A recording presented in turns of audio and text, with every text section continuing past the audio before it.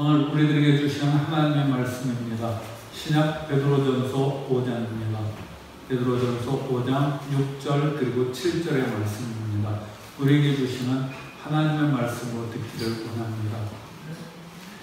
그러므로 하나님의 능하신 손 아래에서 겸손하라. 때가 되면 너희를 높이시리라.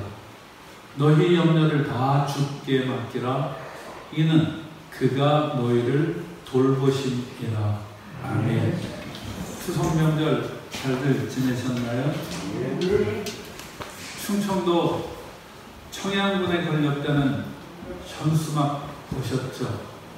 보여드릴게요. 뭐죠? 부여자는 옵니다. 그걸 살짝 꺾어갖고 부여자는 옵니다. 이랬어요. 그 밑에 작은 글씨 잘 안 보이시죠? 이번 추석 명절엔 오지 말란 말이야. 이렇게 써놨어요. 코로나 핑계로 부모님께는 안 갔는데 그런데 관광지에는 잔뜩 몰려들었대요. 그런가 하면은 뭐 멀리까지는 안 갔지만은 유명 카페는요 사람들이 얼마나 바글바글했는지 모른답니다.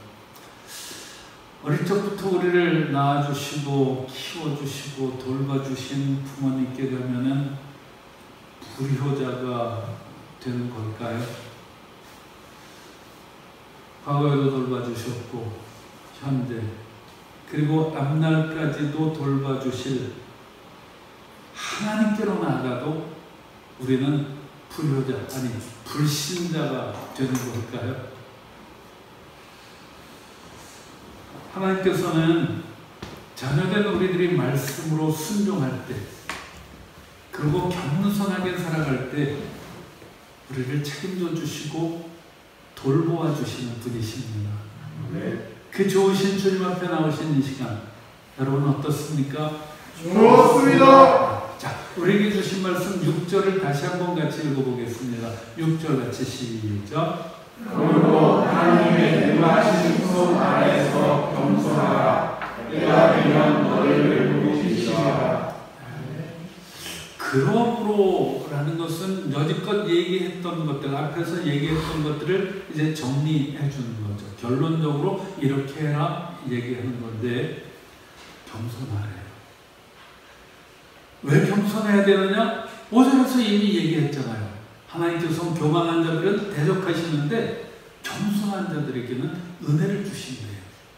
그러니까 우리가 하나님으로부터 은혜를 받으려면 겸손하라는 거예요. 그런데 그냥 겸손하라가 아니라 하나님의 능하신 손 아래에서 겸손하라 이렇게 말씀하고 있어요.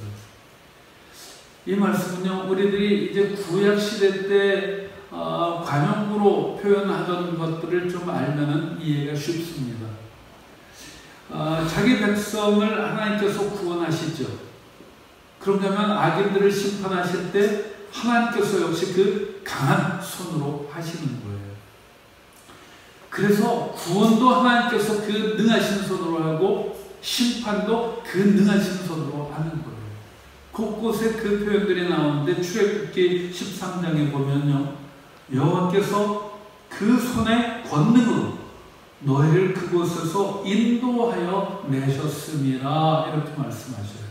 그 하나님의 손의 권능으로 우리를 출애굽시키셨다, 구원해 주셨다 이 얘기를 하시는 거예요. 그러니까 그 손 아래에 겸손해라 이렇게 말씀하시는 거죠. 그런가 하면 예레미야 21장에서 또 이렇게 얘기를 합니다. 강한 팔, 곧 진노와 분노와 대노로 친히 너희를 칠 것이며 이 성에 있는 것을 다 치리니 그들이 큰 전염병에 죽으리라 하셨다 하라. 이렇게 악인들을 심판하시는 하나님이에요. 그렇기 때문에 그 하나님의 능하신 손 아래에서 겸손해라 이렇게 말씀하고 계시는 거죠. 그런데 문제는 겸손하기가 힘들다는 것이죠. 왜 겸손해지는 게 힘들까? 그러면 이 겸손이라는 단어를 보면은 그래서 힘든 거구나 알 수가 있어요. 타페이노라는 헬라어인데요. 이 단어가 겸손하다는 것, 낮추다는 거예요. 무엇 아래에 선다라는 얘기예요. 근데 이 어원이 뭐냐?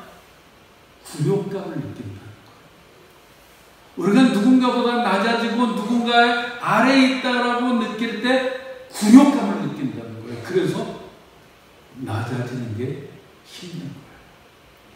겸손할 때 내가 누군가보다 낫다 이렇게 생각할 때 좀 편안하면 괜찮은데 거기에서 굴욕감을 느끼기 때문에 우리가 누군가보다도 낮아지는 것, 누군가의 아래에 있다는 게 힘들어지는 것이죠.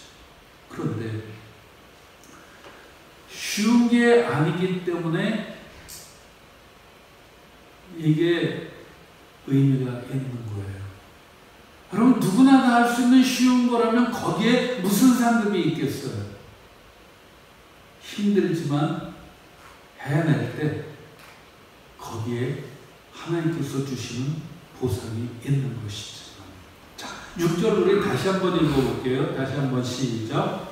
그러므로 하나님의 인도하신 손 아래에서 겸손하라. 때가 되면 너희를 높이시리라. 네, 겸손이 힘들긴 해요.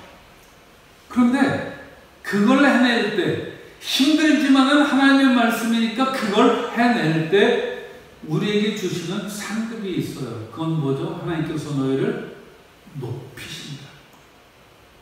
그럼 이 높인다라는 건 뭘까요? 높여주신다라는 단어, 이것은요 뛰어나게 만들어주신다라는 거예요. 그런가 하면은 들어 올리다 이런 뜻도 있습니다. 하나님께서 우리를 저 바닥에 있는데 우리는 낮아졌는데 하나님께서 이렇게 들어 올리셔서 높여주시는데 그게 곧 뛰어나게 만들어주신다 이런 의미입니다. 우리 다윗의 이야기를 잘 알아요. 충성스러웠어요. 그런데 무슨 일인지 사울 왕이 다윗을 오해합니다.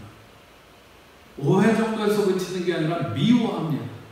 그냥 미워하는 게 아니라 아예 죽이려 듭니다.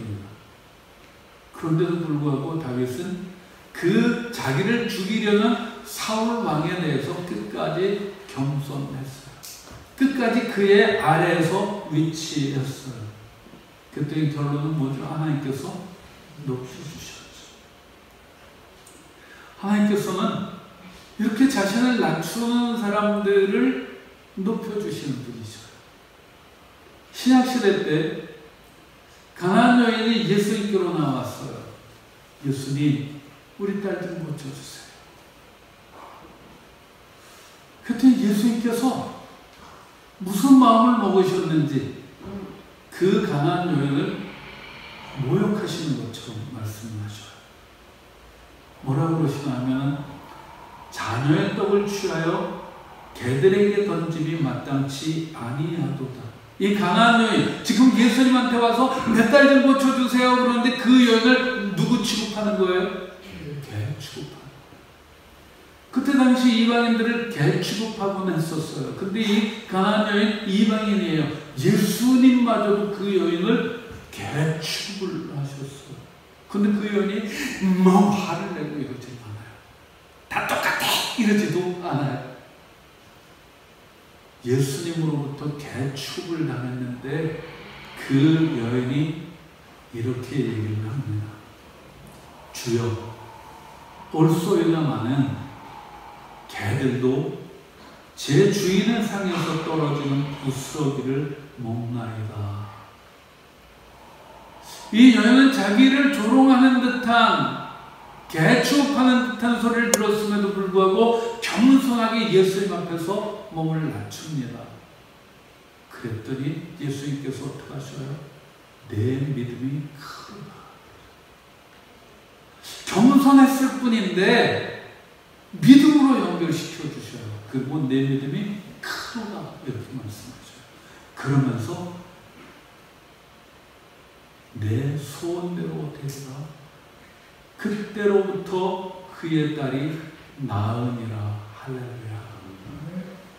이렇게 주님께서는 겸손한 자를 높여주십니다. 아멘. 우리가 주님의 말씀을 따라서 우리의 자세를 낮추면은 그 다음에 주님께서 우리를 높여주신다는 것이죠. 높여주신다는 것은요, 우리로 하여금 뛰어난 사람이 되게 하신다는 의미가 있고 또 우리의 문제를 해결해 주시기도 해요. 그런가 하면 우리의 문제뿐만 아니라 내가 겸손했더니 우리의 자녀의 문제까지도 해결해 주신다는 것이죠. 아멘. 정말로 주님의 그 섭리를 믿고 우리가 하나님의 능하신 손 아래 겸손하시기를 주님의 이름으로 부탁드립니다. 참 뜬금없는 얘기지만은 요즘은요 반려동물 천만시대라는 얘기들을 합니다. 많죠. 근데 그 반려동물 대부분이 개와 고양이래요. 개는 10번 중 9번을 야단치다가도 한 번만 칭찬해주고 잘해주면요 꼬리를 흔든대요. 그런데 고양이는 10번을 잘해주다가도 한 번 야단치면요 눈치 보고 도망친대요. 삐진다는 거죠. 전 그 글을 보면서 사람들이 왜 개를 더 사랑하는지 알 것 같았어요. 그래서 사람들이 개한테 뭐라 그래요? 개 키우시는 분들 개한테 뭐라 그래요? 아빠가 이러죠. 그러면 김경원 권사님 개 별로 안 좋아했대요. 근데 지금 뭐라 그래요? 엄마가 이러죠. 개가 이렇게 주인을 보면서 꼬리 흔들고 반기고 그러니까요. 사람들이 개를 높여주는 거예요. 개인데 졸지에 사람의 아들이 되고 딸이 되고 이러는 겁니다. 마찬가지예요. 우리 인간이지만은 하나님의 말씀 앞에 겸손하게 고개 숙이고 믿고 따라가면요 왕 중의 왕이시고 신 중의 신이신 하나님께서 우리를 향해서 너는 내 자식이다 이렇게 말씀하시는 거예요. 우리가 하나님에게 이렇게 겸손을 하면요 인간인 우리들이 졸지에 하나님의 자녀가 되어진다는 사실이죠. 그게 우리를 높여주시는 겁니다. 아멘.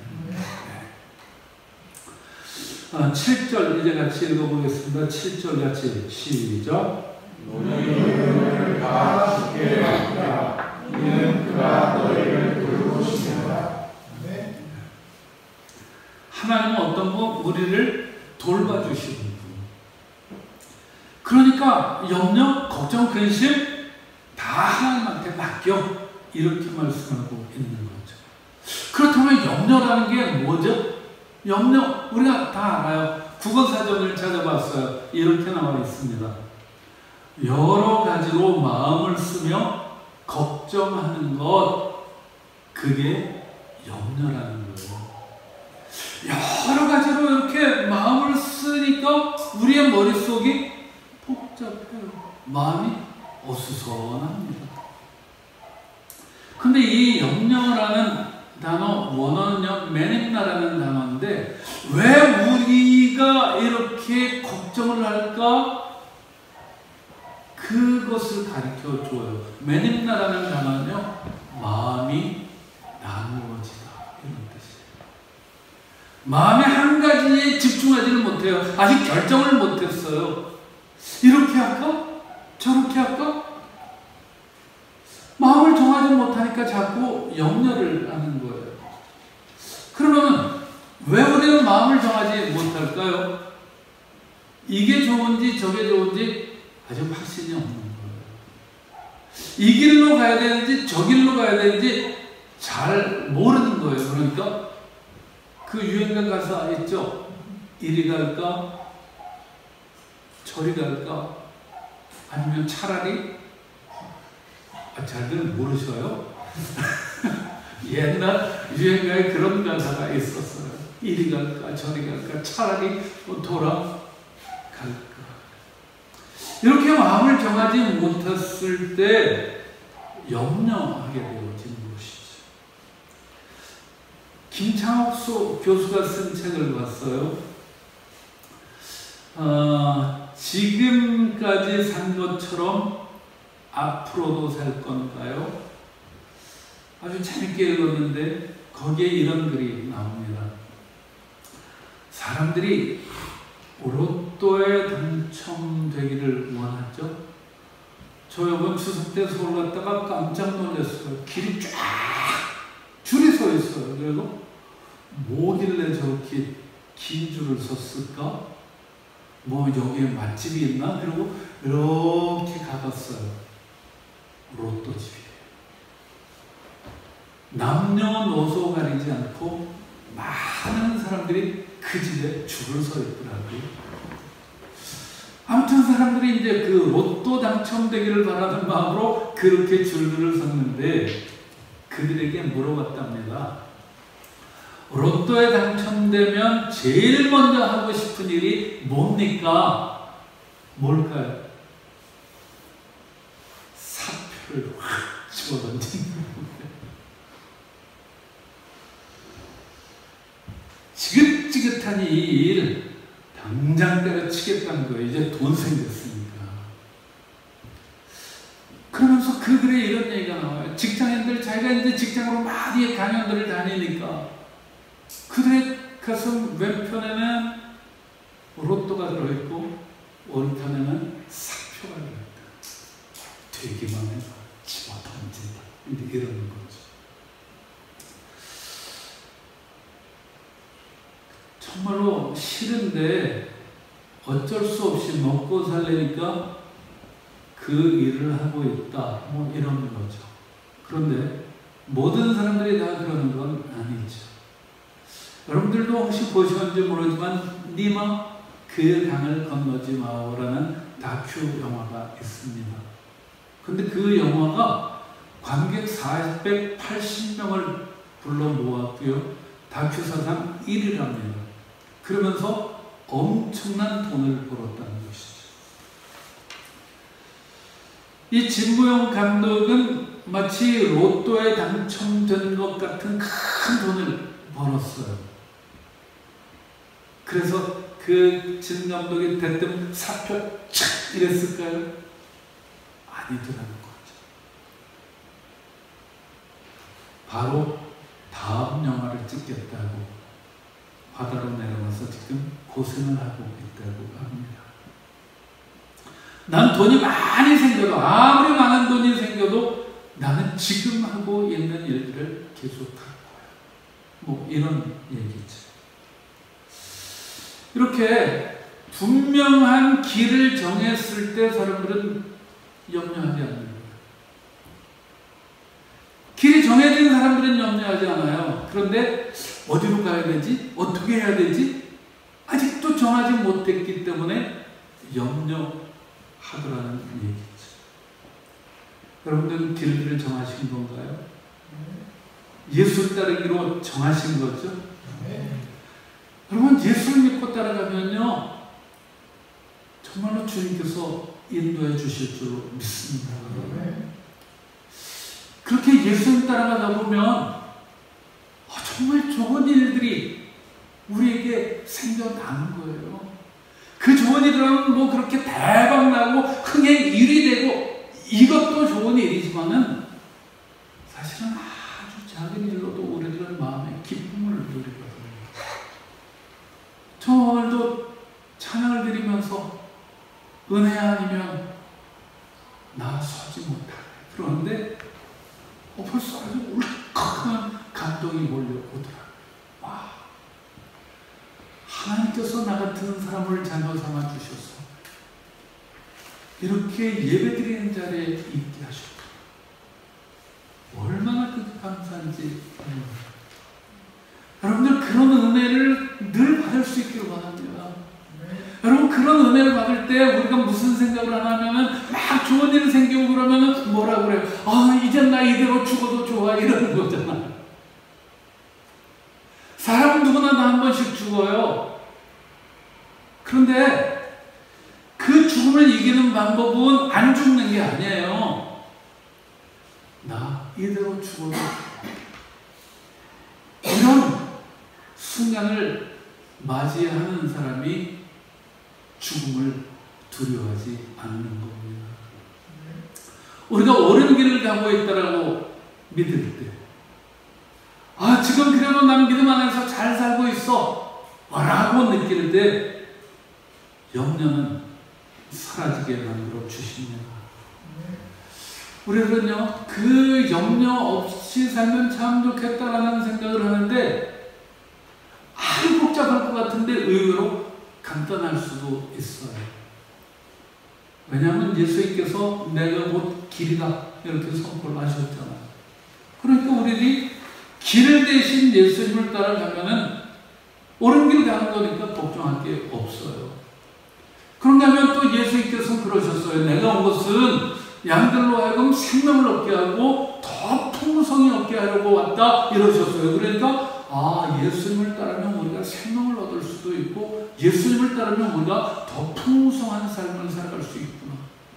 이것만 우리들이 분명히 정리하고 따라가면 우리에게 많은 걱정, 근심, 염려들이 사라질 줄로 믿습니다. 아멘. 자, 우리 7절 다시 한번 같이 읽어볼게요. 다시 한번 시작. 너희 염려를 다 주께 맡기라. 이는 그가 너희를 돌보시리라. 염려를 다 주께 맡겨라 이러시죠. 맡긴다는 건 어떻게 하는 걸까요? 자, 이것 좀 맡아줄래? 이런 거죠. 이 에피립산테스라는 단어가 아주 의미가 있습니다. 맡긴다는 건 도대체 어떻게 하는 걸까? 이 원어의 뜻은요, 던져버린다는 거예요. 내게 있는 거 던져버리면 이제 나한테 없죠. 염려거리를 던져버리는 거예요. 근데 그 염려거리를 던지는 방법은 뭘까요? 어떻게 하면 우리 속에 있는 염려거리를 다 던져버릴 수 있을까요? 간디의 이야기가 생각났어요. 간디가 피난길이었는데 막 급하게 기차를 따라가서 타다 보니까 그만 신발 한 짝이 떨어지고 말았어요. 걱정스럽죠. 신발도 없는데. 근데 그 순간 바로 나머지 한 짝을 그 신발 떨어진 쪽에다 휙 집어 던지는 거예요. 여러분, 신발 한 짝만 그냥 갖고 있으면 걱정이 될까요? 안 될까요? 걱정되죠. 신발 한 짝이 없어서 이제 어떡하지? 저 주워올까? 내릴까? 걱정이 많아요. 그런데 아예 집어 던지는 거예요. 그러면 그 신발이 두 짝이 되니까 누군가에게는 또 신을 수 있게 해주는 거예요. 나에게는 없어졌지만은 그 신발로 인해서 이제는 걱정하지 않는 거예요. 여러분, 이미 한 짝밖에 없으면 쓸데없는 거잖아요. 근데 우리들이 자꾸 그 쓸데없는 한 짝을 들고 있기 때문에 걱정이 되는 거예요. 이미 해결 안 되는 일들이 있잖아요. 이미 문제 벌어진 것들이 있잖아요. 던져버리세요. 해결 못하는 일 붙들고 그것 때문에 골치 아프고 그것 때문에 마음이 나눠지고 이러시지 말고 치고 던져버리시기 바랍니다. 아멘. 여러분, 내가 해결 못하는 일들이 있잖아요. 이미 저질러진 일들이 있잖아요. 집어 던져버리셔요. 정말 감사한 건요, 그 다음이 있어서요. 다시 한번 읽어봅니다. 다시 한번 같이 시작. 너희 염려를 다 주께 맡기라. 이는 그가 너희를 돌보시리라. 아멘. 그가 너희를 돌보시리라.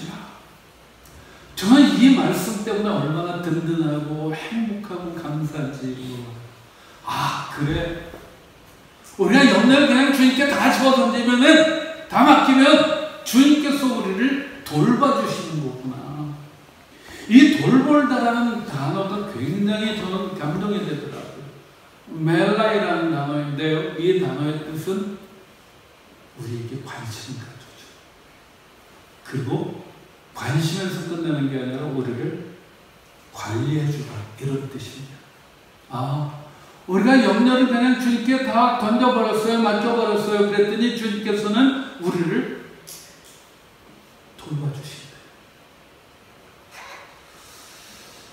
여러분, 우리를 돌봐주시는 분 있을 때 행복하지 않던가요?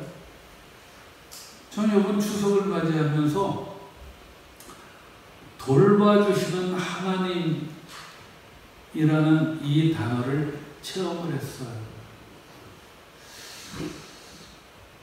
추석이 이제 다가왔다고 누가 저희를 불러내는 거예요. 저희 부부를 불러갖고 목사님 이제 곧 추석인데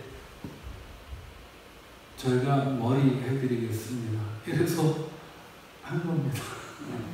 좋죠? 네. 서울 가서 하는 거예요.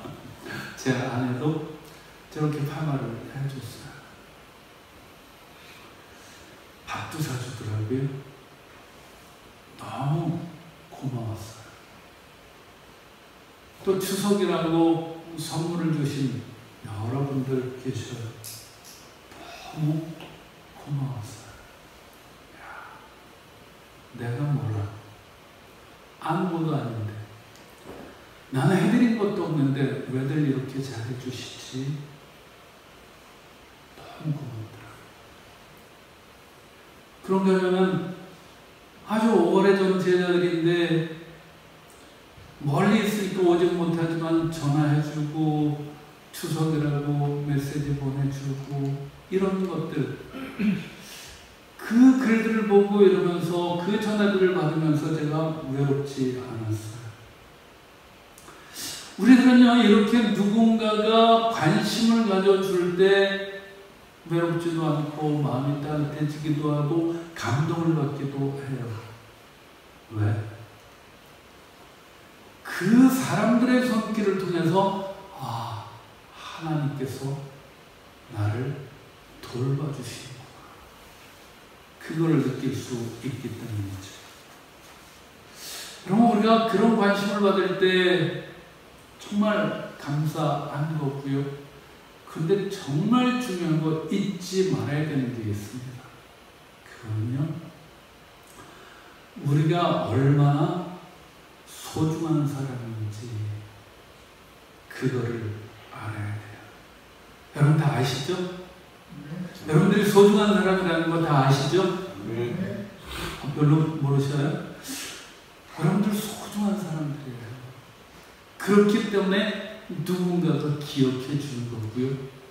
누군가가 여러분들에게 관심을 가져주는 거예요. 여러분 그들로부터 받은 선물 그것도 중요해요. 그런데 그것보다도 우리들이 꼭 기억해야 되는 건 나에게 관심을 갖고 있구나. 내가 소중한 존재구나. 이걸 꼭 기억할 수 있기를 원합니다. 자, 이제 정리하겠습니다. 첫 번째는요, 하나님의 손 아래에서 겸손해라 이렇게 말씀하셔요. 왜냐하면 교만한 자들은 대적하시지만 겸손한 자들에게는 하나님께서 은혜를 베풀어 주셔요. 이 은혜를 받으면 우리의 마음이 평안할 수 있고요. 이 은혜를 받으면 우리 안에 주님이 아예 상주하시는 것을 우리들이 느낄 수 있어요. 내 안에 주님이 계시면 든든해지는 것이죠. 그런데 그 좋은 은혜를 받는 비결이 바로 겸손한 거예요. 그런데 그 손 아래에서 남을 높여드리는 거예요. 근데 그런 사람들에게는 특징이 있어요. 덕분에. 당신 덕분에. 여러분 덕분에. 장로님 덕분에. 권사님 덕분에. 하나님 덕분에. 아빠 덕분에. 니들 덕분에. 이렇게 누군가를 높여드리고 내가 아래에 설 때 하나님께서 그 사람에게 은혜를 베풀어 주십니다. 아멘. 또 겸손하면 내가 낮아지면 그러면 하나님은 우리를 높여주신다는 거예요. 우리는 낮아져요. 기껏 요만큼 낮아져요. 근데 하나님은 우리를 아예 높여주신다 이렇게 말씀하고 계십니다. 우리가 겸손하면 우리를 뛰어난 존재로 만들어주시고 심지어는 우리의 자녀들까지도 주님께서 해결해 주십니다. 그리고 마지막으로 염려를 주께 맡겨라. 주께서 너희를 돌보시리라 말씀하셔요. 때때로 우리가 고민할 때가 있어요. 어떻게 하는 게 좋은 거지? 이게 맞는 걸까? 저게 맞는 걸까? 아직 확실히 모르기 때문에 마음이 나뉘는 거예요. 그래서 염려가 되는 거예요. 그럴 때는 주님 앞에 다 맡기셔요. 주님, 잘 모르겠어요. 어떻게 해야 되죠? 하면서 주님 앞에 다 얘기하는 거예요. 그런가 하면 이미 지나간 일, 돌이킬 수 없는 일들, 내가 해결 못하는 일들, 다 신발 한 장 남은 거 던지듯이 던지는 거예요. 그러면요, 그 나머지 한 짝이 없으니까 다 없어지는 게 아니라 오히려 누군가에게는 좋은 걸 주는 것이 되는 거예요. 편안해지는 거예요. 유익해지는 거예요. 그렇게 우리의 걱정, 근심, 염려를 다 주님께 던져버릴 때, 맡길 때 주님께서 우리를 돌보신대요. 우리에게 관심 가져주시고 우리를 관리해 주신다는 거예요. 왜? 우리가 소중한 존재니까. 아멘. 하나님 우리를 소중한 존재로 여겨주십니다. 우리가 이렇게 주님 앞에 나올 때 불효자는 옵니다 이러지 않고 오히려 우리를 안아주시고 우리의 상한 마음 토닥거려 주십니다. 예, 잘 왔어.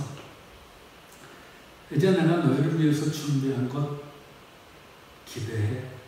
보여줄까? 너 얼마나 소중한 존재인지 알지? 넌 정말 소중한 존재야. 이 하나님의 음성을 들을 수 있기를 주님의 이름으로 축원드립니다. 기도합니다. 참 좋으신 하나님,